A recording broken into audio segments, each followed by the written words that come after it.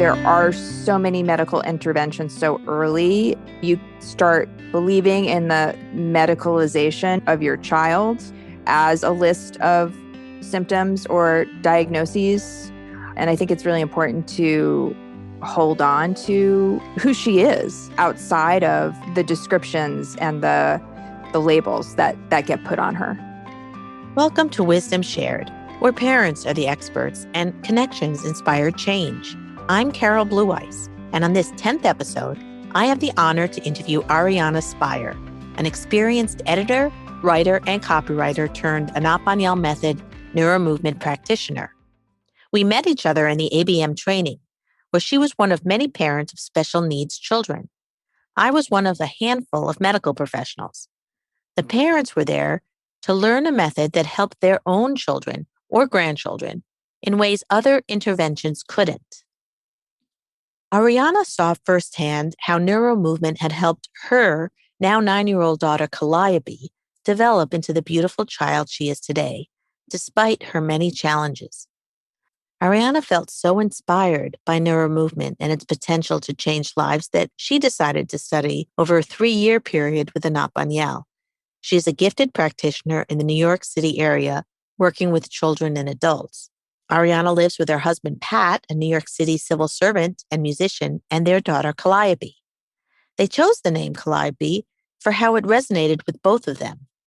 Ariana and Pat are fans of poetry, and Pat plays the organ. Calliope was known as the Greek muse of epic poetry, and a calliope is the name of the organ that we hear when riding on a carousel.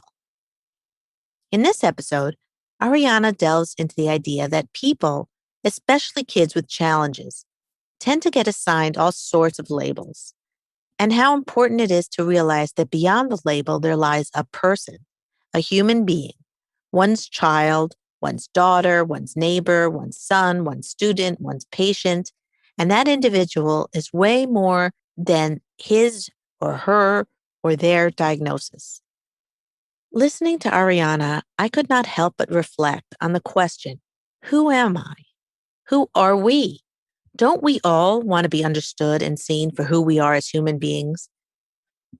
Ariana reminds us how lonely and isolating it can be to live outside of society's so-called norms. But when you break it all down, all of us are seeking to belong and to be part of a welcoming community. Ariana tells us about her life with Calliope, which in so many ways is a reflection of all of us. I interviewed Ariana in February, when quarantine was still in place. We spoke about the uncertainty of COVID, layered upon unending uncertainty that parents of children with special needs deal with on a daily basis, with or without COVID. I asked Ariana how she was managing, and her response was not what I expected. She chose to speak about how COVID brought out to others who do not have children with special needs a looking glass of sorts into the challenges families with special needs face every day. We dove right into our conversation. Let's listen to what Ariana has to say. As parents of a special needs child who's also medically fragile, we experience uncertainty, a lot of uncertainty all the time. And the pandemic has increased that uncertainty. But at the same time, the pandemic is creating a lot of uncertainty for everyone all the time. So it's been interesting to kind of have that intersection of like what we came into it with, how our lives are with this global event that I feel like in a sense has given other people a little bit of a taste of what we live with all the time. In a way, I feel like we came into the pandemic kind of more prepared than other people because we were already very hygiene sensitive and kind of risk averse and used to staying home. So we had a lot of things already in place that I think, may have served us. We didn't have as much adjusting to do probably as most people did. And we were also very used to calculating risk, and like a risk benefit analysis is something we've been very used to doing since my daughter was very little. And I think that's something people are grappling with a lot of, is this worth it? Does this make sense? Is the benefit worth the risk? All of those questions we have to ask ourselves now all the time, we were already pretty used to asking ourselves, like, is it worth it to have an MRI if there is general anesthesia involved? What will we get out of it as far as the results, and how will that change our behavior moving forward? What are the risks we're willing to take putting her on the bus? All those things that we had to grapple with as she got older before COVID. Decisions like that, not only medical, but of every kind. It's just kind of a place that we live in. So we're just layering more uncertainty over kind of a baseline level of uncertainty that we always live with. It's been incredibly difficult. I mean, I think it's exposed on a societal level how interdependent we all are, and also how unequal our healthcare system is, and all the inequities across the board have really been magnified by the pandemic. And I think we've noticed that as well. When you don't take care of your most vulnerable citizens under regular circumstances, then in a pandemic, that's going to be highlighted and will become even more dangerous. Really interesting to hear everything you just said. Did you mean this? And if you didn't, tell me that maybe people are going to be, after all this, have a little bit more empathy for parents or families that have to go through this all the time. Do you feel like there's a little door to understanding what your life is like on a normal basis? Yeah, I mean, I think it has the capacity to do that. I mean, I think we've all had to hopefully kind of give each other more grace, because we're all kind of struggling through the same thing at the same time. Whether or not it'll bring more awareness to families like mine, I don't know, but I certainly hope that could be a byproduct of it. That would be great. Tell me about Calliope School. How did you come to the decision that it was a good place for her to go and to be safe and to learn? It's an interesting landscape, New York City. It's very complicated as far as how the special education works. The bottom line is there aren't very many choices for a kid like Calliope that we thought would be appropriate for her. And we decided to choose a choice that was very, very small. So she would get a lot of individualized attention and a lot of support. And that was, I guess, one of the deciding factors. Also listening and hearing from other parents who had kids at the school and what their experience was like, and feeling some sense that the directors of the school had a good handle on the best way to help these kids learn and the best environment in which to make that happen. How many children are in her class? How does that work? 6 are in her class and 6 kids in the older class. So 12 kids in the school altogether. 12 kids in the school. And I assume that's not a public school? It's not a public school. Tell me some things you and Calliope and your family do for fun. I mean, she loves to play music. So that's something that we can do. And also dance. So listening to music, playing music. I'd say music plays a big part in her life. Her dad is a musician. He is a guitar player. He's an organ player. He's a singer. He doesn't do that professionally anymore. Guys, you're playing the piano with your feet. You're playing foot piano. This might be foot violin. Foot fiddle.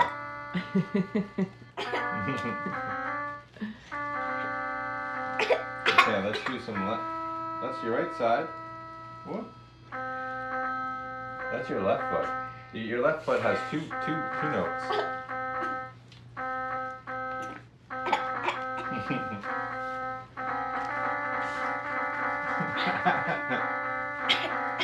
Good stuff.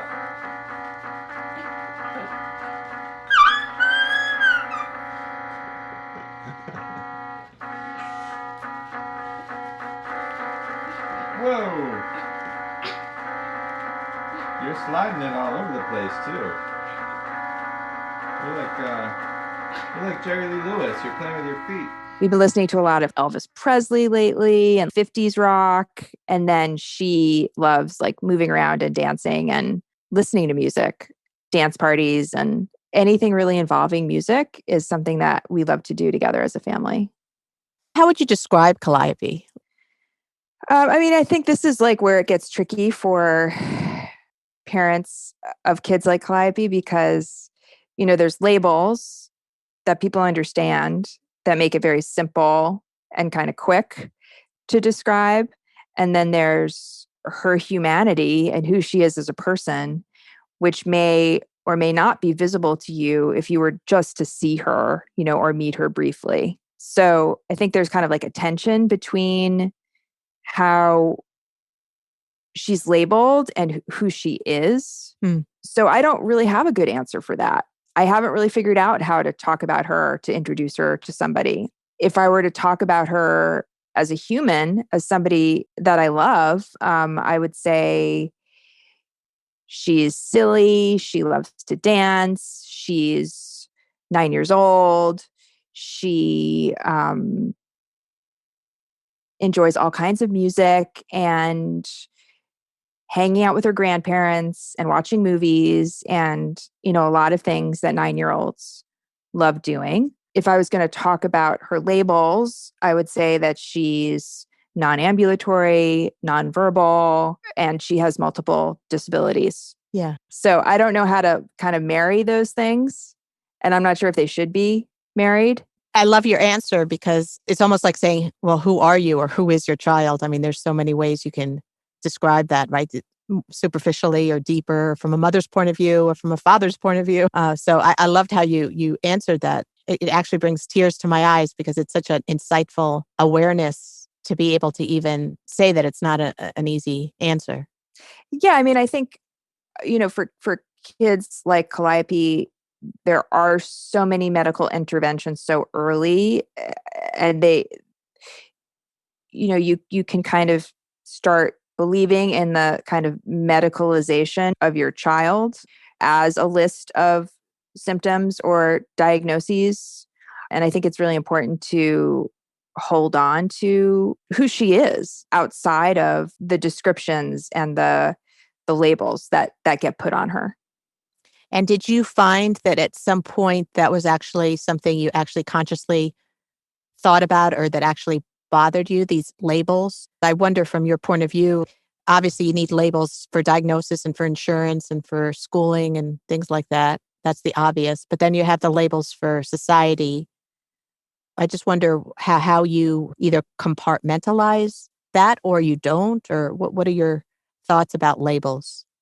I go back to remembering when she was pretty little, I don't know, maybe around 1 or younger. And, you have, especially when she was very little, we had a lot of tough medical appointments and crises. And I remember hearing from a friend who had some experience, just something along the lines of, remember that she is not her diagnosis. She is so much more than that. And when you're in the middle of a crisis or a series of those crises in a medical environment, that can be hard to hold on to. So that framing of it was really helpful to me because, of course, she has diagnoses and she has labels, but above everything else, she's a complete human. And we have all of these interactions and knowledge about who she is as a human, and holding on to that and fighting for that is super important.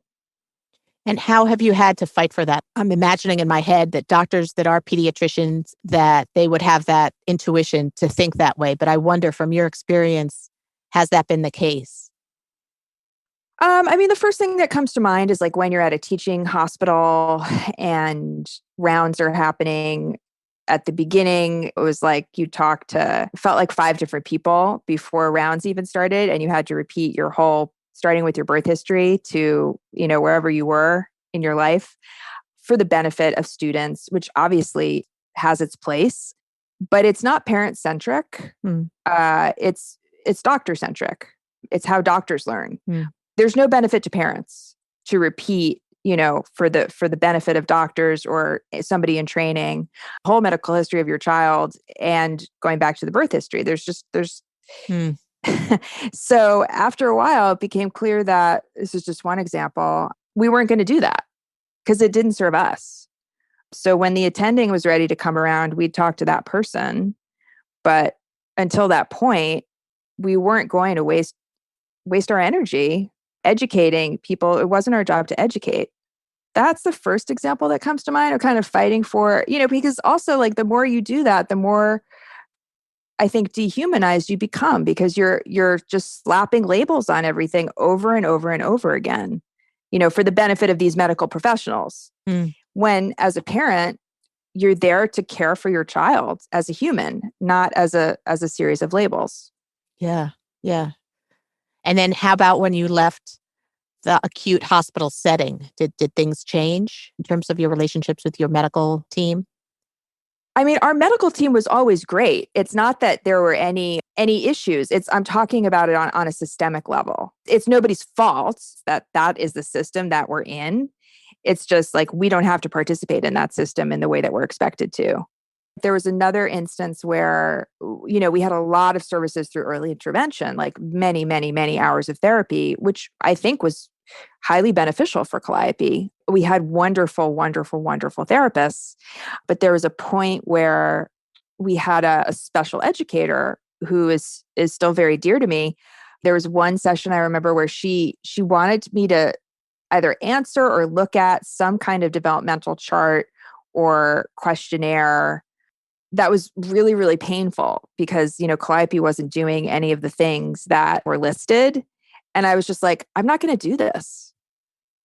And it was painful. And I was angry at the time because I felt like I was being kind of confronted with all of these expectations for my child that she wasn't meeting in a way that I hadn't expected to have to confront like at that moment. But in retrospect, I'm glad I shut it down. It wasn't serving me. It wasn't serving Calliope. Maybe it was serving the system on some level with like some kind of paperwork that needed to be filed, or I don't even know what it was. But viscerally on an emotional level, it was painful. So I was like, I can't do this. I'm not going to do this. But there's always, this drive to quantify and to receive benefits and services. There's a lot of quantifying that happens. All sorts of evaluations, have to be done. And that's another way that you and your child are continually labeled. And did you ever have conversations with, let's say, that special educator? It sounds like you did have a very good relationship with all these people, and you're not judging them clearly, but they clearly could learn from you. You are so articulate and insightful. So were you able to have her understand your point of view when that happened? I mean, I think she knew where I was coming from. I'm sure I could have handled it better, with more emotional maturity. But, sometimes things just hit you viscerally and you respond viscerally. And I think she understood why I responded as I did. But I'm not sure if we ever talked about it because I don't know how conscious I was at the time of, all the factors going into why that felt the way that it did. If you were to give advice or talk to doctors out there, healthcare workers, anybody that you've come in contact with, and you wish that they, acknowledging obviously that they're amazing people, but we all have things to learn. What kind of advice would you give them, just to give them some insight into your point of view? What you wish that maybe they could add to their presence or their questioning or something? I don't know. Like what would you like them to know? I mean, I think so much of it comes down to really to bedside manner, which I don't think doctors are necessarily trained in. And bedside manner is like it's so much to a parent, it's really a lot. And, you can kind of tolerate doctors who you feel like are the best at what they do and at the same time tolerate, a suboptimal bedside manner. You can make that kind of decision. But ideally, a doctor will come with a certain amount of positivity and I'd say kind of connectedness that makes you feel safe and like you're working together collaboratively to figure out the next best thing. Hmm. And did you feel that didn't necessarily happen a lot? The idea of collaborating together? Um, at the beginning, certainly no. More and more as she gets older, yes. And what about the doctors? Like you speak about how they speak to you, but how are they? Is it the same thing with Calliope, how they are with her? Do you find that they're trying to connect with her and relate with her? What's been your experience in that sense? I'd say, if you're in pediatrics, you have a pretty large interest in serving children. So I think they're trying, the efficacy of their efforts varies. Do you think that's something that is because of the system or because of the individuals, or is that something that decreased awareness? If they wanted to become better practitioners, as they obviously everybody does, and especially with children, do you have any advice for how they respond to Calliope or any child? Just meet the kid where they are and try to connect, which, is the basis of ABM. What drew you to ABM? And if you could just explain what it is briefly. From your experience, like it's a hard thing to explain, but just so people out there who don't know what it is, we'll put it in the show notes as well. Why did you go there? Calliope had a very serious, medically compromising series of events related to her epilepsy in 2017 that was hard to build back from. And I was looking for ways to help her outside of the therapies that we already were using. And somebody randomly mentioned ABM in a group setting, and I started looking into it and was intrigued. I had not heard of it up until that point, never had come across it. And we took her for some lessons with a practitioner in New York, Marcy Landheimer, and then another practitioner, Sharon Oliensis. And from the very beginning, I just felt a visceral response to the approach, which is so gentle and so so hard to describe. Giving Calliope movement experiences that she wouldn't have on her own in a way that would develop her own potential. And it seemed very natural to me. What they were doing with her was not what I was seeing other therapists do, but it seemed incredibly like it made so much sense from the very beginning on an intellectual level and on a feeling level. How old was she when you started? She was 5. And I just kind of fell in love with it. It just seemed so right on some very basic level. And then I read Anat's book, and that got me really, really excited. And I hadn't been that excited about anything in a long time. So with the prompting of some very close, very good friends, I decided to jump into the training very quickly after being introduced to ABM. I think we started in like May of 2017, and I started the training that fall. So it was a very quick jump off a cliff, more or less. Yeah, wow. So you come from a publishing background, writing, and then now you're seeing your daughter work with her body, and then you decide to actually learn a whole different way of potentially making a living and just using your time. How was that for you, the idea of you learning more about something that was not very familiar to you? It felt like a very powerful way to help Calliope and to also help myself, and like the right moment in my life and my career to make a change, because my writing and editing life had been really limited by the care that Calliope requires after she was born. So it was as if something else got put in my lap that would not only be potentially really useful for Calliope, but also make a lot of sense for me for what I could do with the next stage of my life that would work with our family life. Are you using it now with Calliope or with other kids as well? What's been your experience? Now, I know you've graduated because we were in the same training and that's how we met. I'm just wondering now that it's been a long time, a lot of time invested. And now I know with COVID, it's tough. Are you still on this track of wanting to continue? Yeah, absolutely. I feel extremely dedicated to being an ABM practitioner because I've seen the changes for myself, for Calliope, for the adults and the children that I've been able to work with. So I know it's extremely powerful. With the pandemic, we have not really seen anyone. So, that's not something I've been doing in person, but I've been doing a lot of online movement lessons with adults and also coaching. I'm really looking forward to the time when I can go back to hands-on work with adults and kids. Not sure when that will be, but really looking forward to when that happens. For the parents out there and even healthcare workers, and I know I'm a physical therapist, a lot of physical therapists are really curious about, or they just don't know What is ABM? Like how, I wonder from your experience with Calliope and you now being a practitioner, what makes this method so alluring and captivating and just so profound that you would spend so much of your time and money and energy into learning it and now changing careers and talking about it? What is it about this that you think is just so amazing?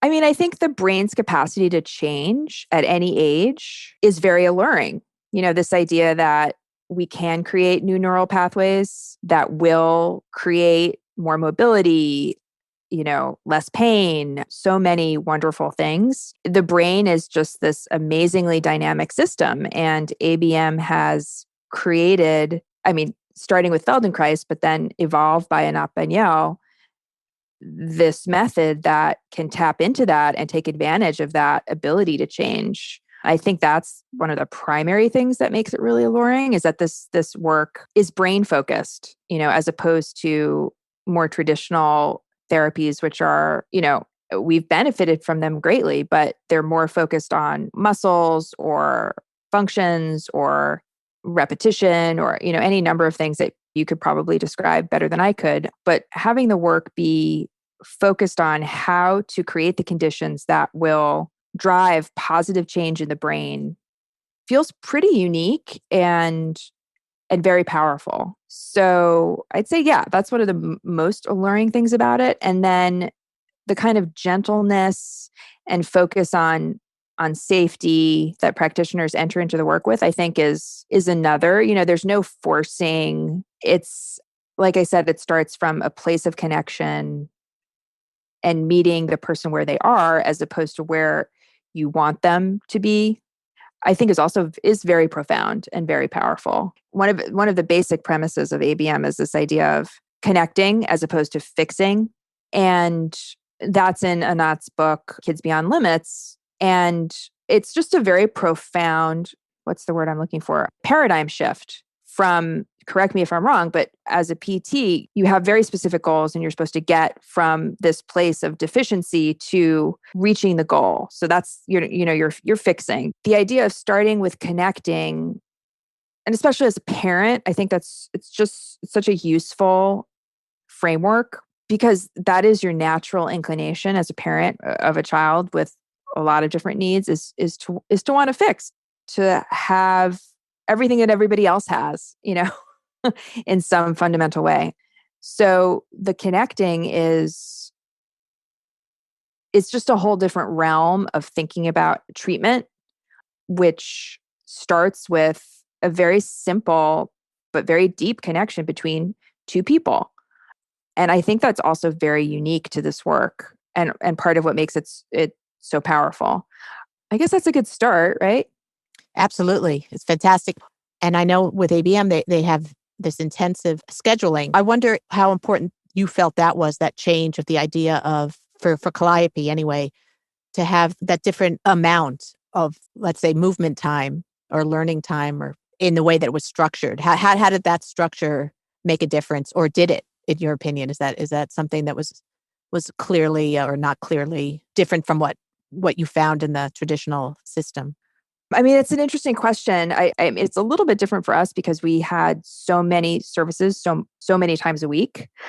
It was different in the sense that we were going, let's say, monthly as opposed to like 3 times a week. But it was always that way for us. So I don't have a lot of comparison to make. I think what's interesting about the ABM idea of having an intensive is you're doing all this learning in an intensive model, say 3 or 4 days a week, a couple of lessons a day, which is a lot. And then you're taking a break in between the intensives. And the break is a really interesting time to kind of see how the learning progresses and what happens after this intensive time of lessons. And I think rest is also so essential to how ABM operates. In every movement lesson, there's so much resting. And that's a time when you can kind of notice differences, and noticing differences in our work is the fundamental unit of learning, of how we learn. So having this intensive time and then also having the resting in between to see what happens with how the system takes that information in it's an interesting model, and I think it's been shown to work pretty powerfully. Does that answer your question? Yeah. And you brought something up. I wonder what you think about that. You used the word treatment. Mm-hmm. And I wonder if actually I caught you at something, because from what I understand, and to help it maybe be clearer to people out there, is that it's not in the medical model of trying to, like you said, fix anybody, or one could say maybe even treat them. I could be wrong. You can disagree with me. But it's all so much more about learning, which you talked about. And that's the mantra, the brain and learning. And so that's why it's different. I'm not trying to compare it to physical therapy or something like that, but it just does strike me how many parents of children that have tried physical therapy have then switched over to this way, which has a whole different, like you said, paradigm. I just think that there's a lot that can be learned from it, from even in the medical model, but it is not a medical model. Yeah, yeah. I mean, there's a whole vocabulary that goes along with ABM that you have to be introduced to. And I love it. It's if you go to a practitioner, you're going to have a lesson, which is so obviously so much about learning as opposed to a treatment. So for somebody who doesn't know anything about it, Mm. I might say, as I did, that it's a treatment, but that's not. Once you start getting familiar with the vocabulary, that's not how we talk about it. Yeah, and the people who come are not clients, they're students. So there's all of this language, which is of course very important, that revolves around the idea that it's a learning process. Yeah. And one other thing that you said that struck me, how important the pauses are. And it reminds me for some reason about music. Hmm. Like the pauses are there intentionally, right? And I'm not sure how that relates, but in a way it is somewhat of a dance and an awareness of rhythm, and awareness that we're in a society of doing and fixing. And there is a tendency now for people even to read so many of the books that talk about slowing down and pausing and smelling the flowers, and that now the research with neuroplasticity is showing that there's something to that, that's actually something we need as human beings. Yeah, I mean, I love that. I love, there's a large part of the work is what we call movement lessons, which is not hands-on. It's following verbal instructions, which might be to lift your head a certain way or tilt your knees, and then you rest. And there's just something so beautiful about that, I think, is that resting is so much a part of the process. And like I said, it gives you the opportunity to feel what you're feeling, which is also primary in the work. You have to pay attention to how you feel in your body as you do the movements. When you're doing the hands-on work, this connection underscores the feeling. So the practitioner is feeling and trained to feel how she or he feels in her own body, and then the connection with the student. And that should, and tell me if you see it another way, help the student amplify for the student what the student is feeling. Absolutely. And that's essential. That's creating that kind of awareness is essential to the kinds of changes that we're looking for. And in the sense that for Calliope, that she's part of it. She's not getting something done to her. She's participating as well. She's feeling that from the person who's with her. And so she is given some responsibility here. Yeah, absolutely. Yeah. I mean, and like you said, it's a dance or it's a conversation. It's two systems, the practitioner and the student dancing or talking to each other. And that's also what made the work really appealing to me was you're never going to do the same lesson twice with a person, because that person's going to come in and they're going to have had whatever kind of day they've had, and they're going to need something different on that day than they would have the day before or the day after. So a person's going to come in with whatever they're feeling that day, whatever aches and pains or whatever it is that they have. And the practitioner has a responsibility to respond to that person on that day at that time. And that's going to be different than the next day or the day before. Yeah. And that's part of the conversation or the dance that we're talking about. And that's a large part of what appealed to me about it, is that it's not a rote system of movement. You might have ideas, and hopefully you will have ideas, but it's a constant response to the system that you're working with that is the driver of what you do with that person and that system. And so it's it's actually really demanding work. And it's also what makes it, I think, incredibly difficult to teach. Yeah. And speaking of teaching, as a parent myself, I know that, we all learn from our children. Can you describe some things that you've learned from Calliope? One of the first things that comes to mind is just being in the moment, enjoying the joy of the moment. There's times that are hard and there's times that are really, really challenging. And so the joys become even more joyful and it becomes even more necessary to embrace them as they're happening. And that's like a practice that serves you well in all areas of your life when you have that mindfulness to be in the moment. I think it's a huge quality of life improvement to be able to do that. I think I've learned about not judging people from her. Appearances are deceiving to say the least, and actually taking the time to get to know somebody on a deeper level without judgment is so important. And that's not how I grew up or how I thought before Calliope came along. Hmm. I know from experience as the practitioner side, a lot of parents, they want their child to be able to do this and that, and because that's what happens next in development. How have you managed I don't know what you would call these emotions, but obviously no one really knows what's going to happen from one day to the next. But when you have a child with special needs, there's no one you can really say, oh, well, that happened to that child, so this will happen to my child. You really, I imagine, are in a lot of unknown territory. How do you manage that feeling of just not knowing about walking and sitting and even at one point rolling and talking, or the things that happen to neurotypical children? How was that for you in terms of the process for you coping? I mean, I think when Calliope was much younger, it was much harder. Every birthday was incredibly painful. And the uncertainty felt, I think, more overwhelming probably than it does now. So I think there's something to be said just for the passage of time and it not being so fresh. But I think, conversely, there's always going to be grief. And how you handle that grief also changes over time. But I don't think it's ever going to go away. I don't know how often I succeed at this, but the more you feel the grief, the less built up it gets and overwhelming it can feel.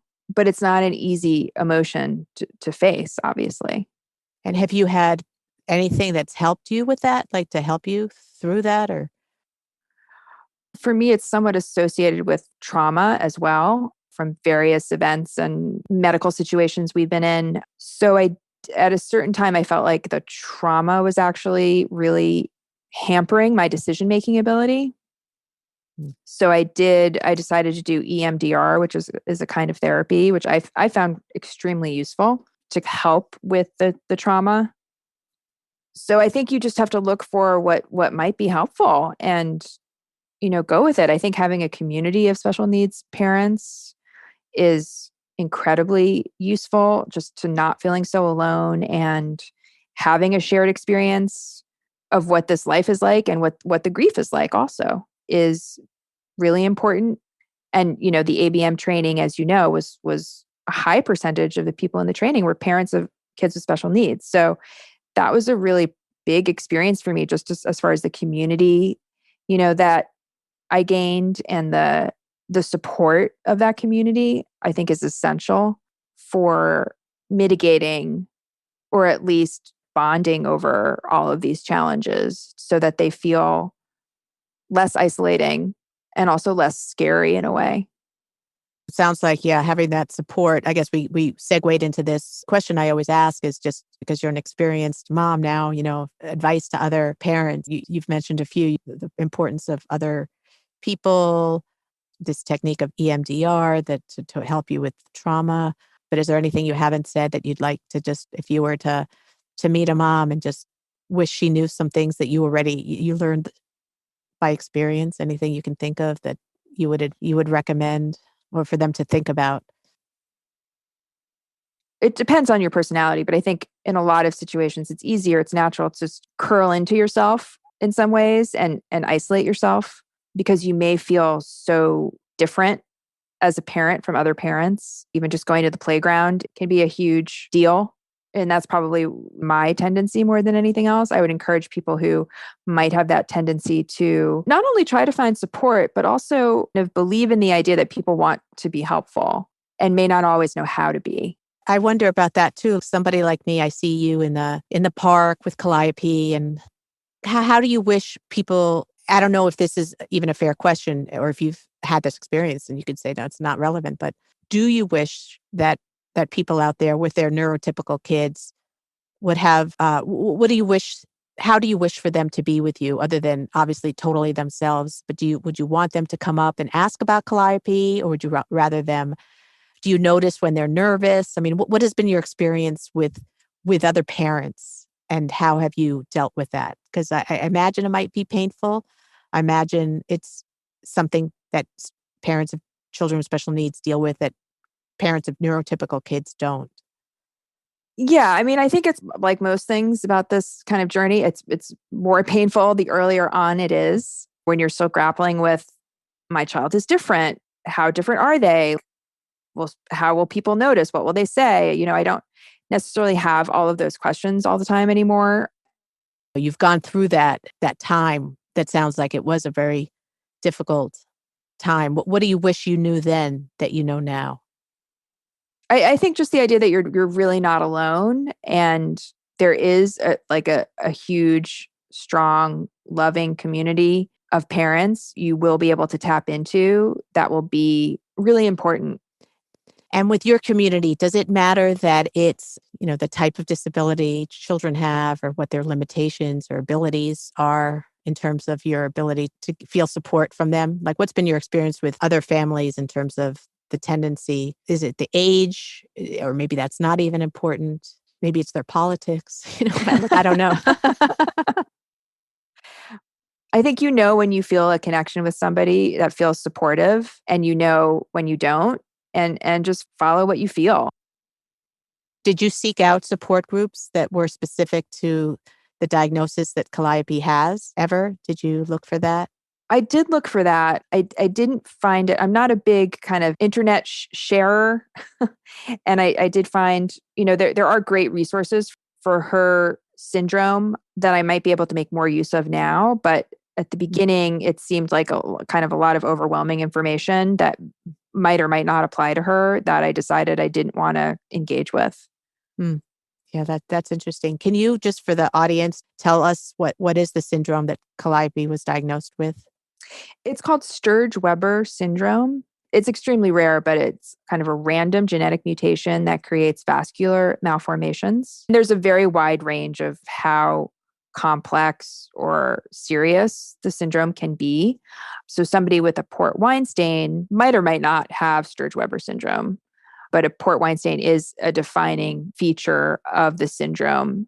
Correct me if I'm wrong. It's just to have it's like a birthmark that's red. Yeah. Yeah. Okay. Yeah. Yeah. But in people with Sturge Weber syndrome, it could be a very large birthmark covering a lot of the face or another part of the body, multiple parts of the body. And then going along with the vascular malformations, there can be brain involvement as far as where vascular malformations are. There's often glaucoma associated with the syndrome, epilepsy. I guess those are the main features. What is your opinion, your personal opinion about labels? Do you have one that you prefer?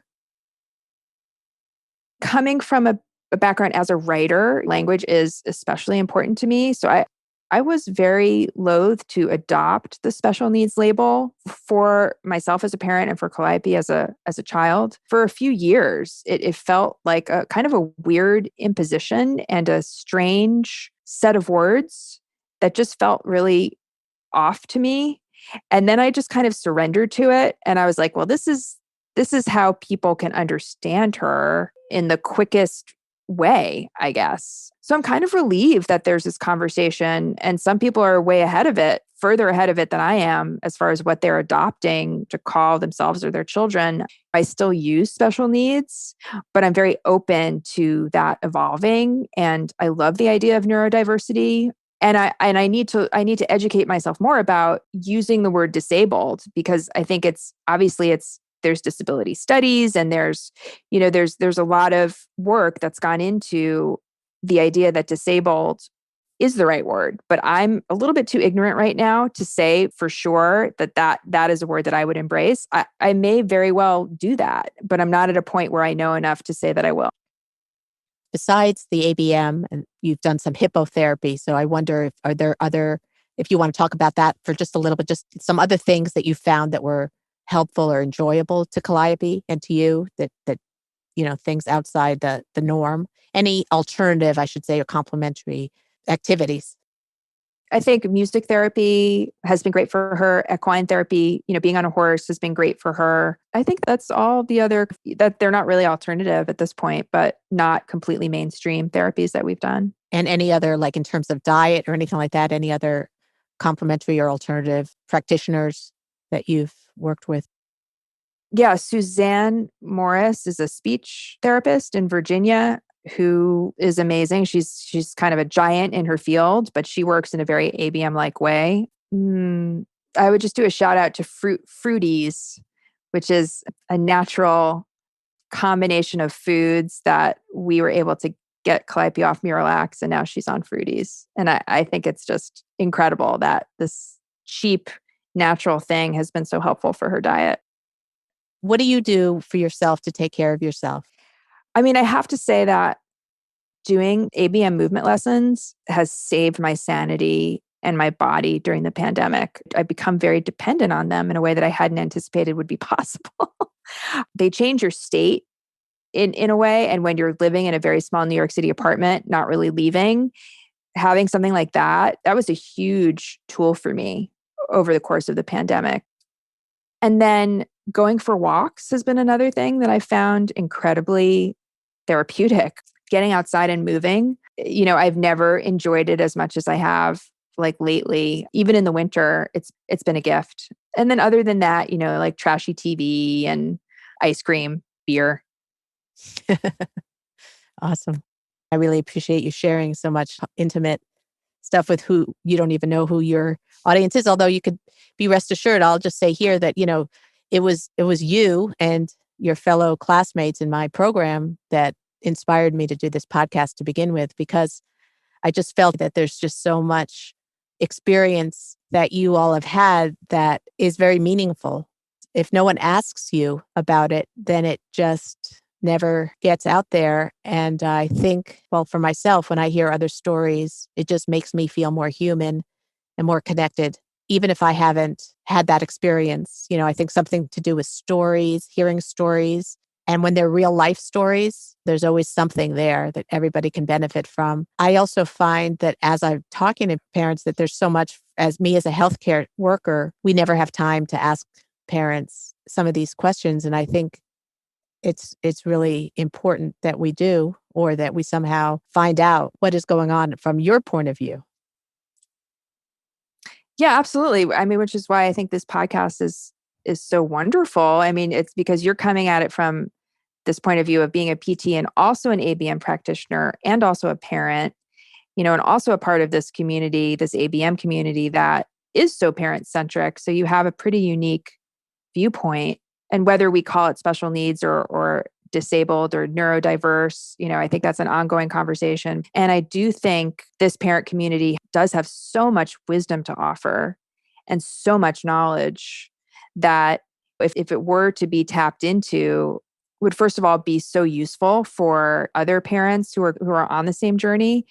And also, like you said, it's so humanizing, to be able to share and hear these stories. And also just that in and of itself creates a sense of community, which is so useful. So I think it's a wonderful project. I mean, it's kind of an amplification of what I felt during the ABM training, which was like meeting all of these completely inspiring parents.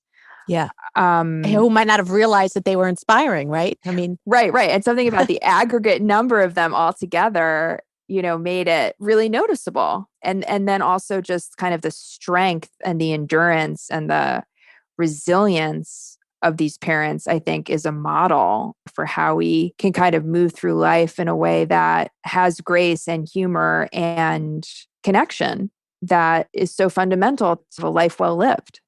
beautifully said.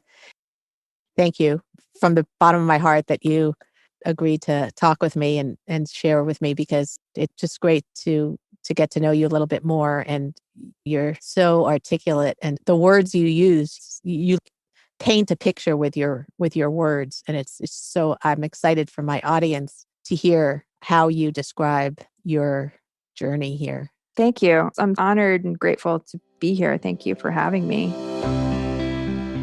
I started this podcast to learn from parents who I think are the best, most perceptive experts on their own children. Ariana was no exception, and hearing her perspectives made me think a little differently about everything, from the pandemic to how we talk about and support our most vulnerable fellow citizens. You can learn more about Ariana and her work with children and adults at arianaspeyer.com. ArianaSpeyer.com. It is my belief that all medical professionals and parents can gain wisdom from these podcasts. And it is my hope that politicians will also listen and be inspired to use their sphere of influence to affect policies that better support these families who are part of our community. Thanks for listening. Please subscribe to Wisdom Shared. It's free, and pass it on to anyone who may benefit.